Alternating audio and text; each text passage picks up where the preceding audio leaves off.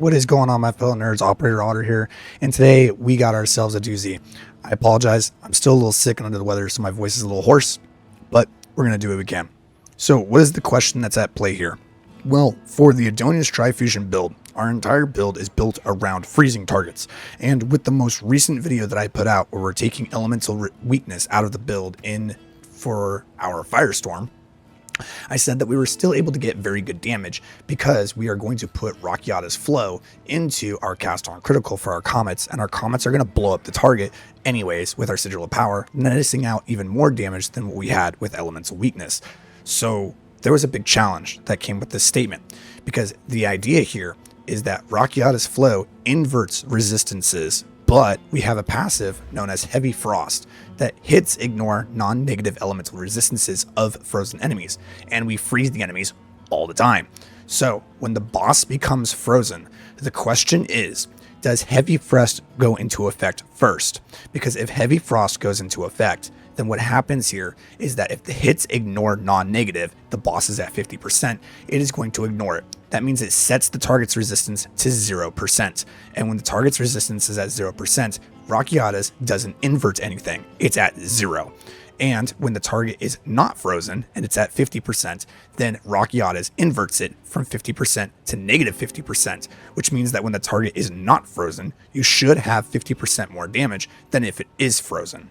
The other point of this hypothesis is saying that actually what happens is that Rakiata's Flow inverts the target's resistances first, making it from 50% to negative 50%. And because the resistance is now a negative integer, this means that Heavy Frost does not go into effect because it only ignores non-negative positive integers. So, which is it? Is it situation A or situation B? This is what we needed to test for. So what we have here is exactly what a lab study would look like if you were taking chemistry or something like that in college. I basically did exactly that. So the question, does Rakiata's work with Heavy Frost? We then have our first hypothesis and our second hypothesis being situation A and B that I just expressed. From here, this is going to be the method. Now I've written this out. I'm going to explain exactly what I was doing. Number one, the base target is a tier 1 Zesh. Why tier 1 Zesh? Because I can rerun them over and over and over again without having to reuse splinters. All I need to do is just make sure that I have nerfed my damage enough to not burst him in one cycle, which is what I did. Tier 1 Zesh has 50% resistance to all elements, but not chaos. That's totally fine because all we're doing is lightning and cold damage. That's fine. The second thing is that the only thing that is hitting Zesh and the only thing that is affecting Zesh at any point in this entire test is cold infused sparks. That's it. At the same time, we are going to activate Pinnacle of Power at 7 stacks because that is what's going to allow the lightning damage portion of the spark to actually deal frost damage, because that's how Pinnacle of Power works. Sparks were then cast back to back in succession for 4 seconds before Zesh spawned. This ensured maximum sparks at all times because the duration of spark is 3.03 seconds. The sparks were then cast back-to-back succession until 4 seconds of the freeze effect and 4 seconds unfrozen for a total of 8 seconds. So we're taking 4 seconds and 2 frames of frozen versus 4 seconds and 2 frames of unfrozen and comparing them with maximum amount of sparks out.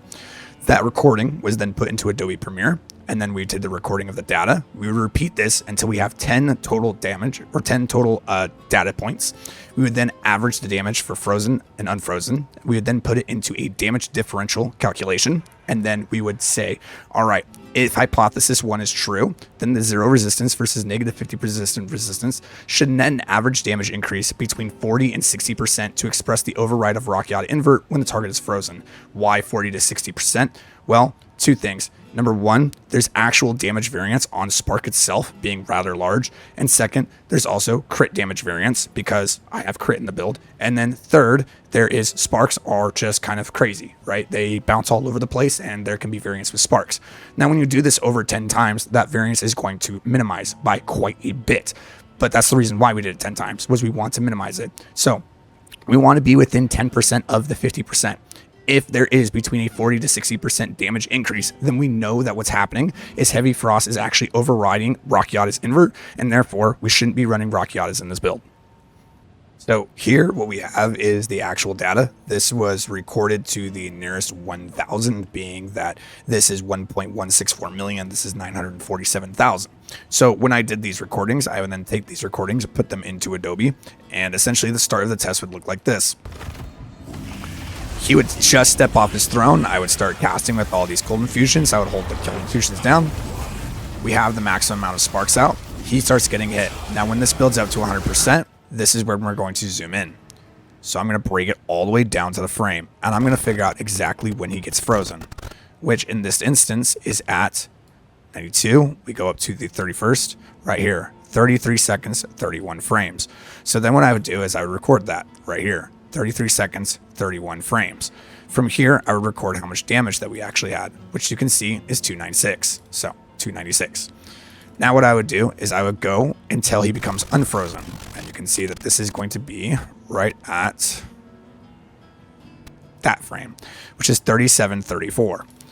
There you go, 3734. And then we record the damage, which I said was 1141, 1141. Good to go. So this total thing right here is going to be 4 seconds and 3 frames. So it's between 4 seconds and 2 frames and 4 seconds and 3 frames. It kind of bounced between those in the test, but it's one of those, either 4 seconds, 2 frames, or 4 seconds, 3 frames. And then what I would do is I would go 4 seconds, 3 frames forward. So 4 seconds and 3 frames would be 4137. So we're going to go to 4137.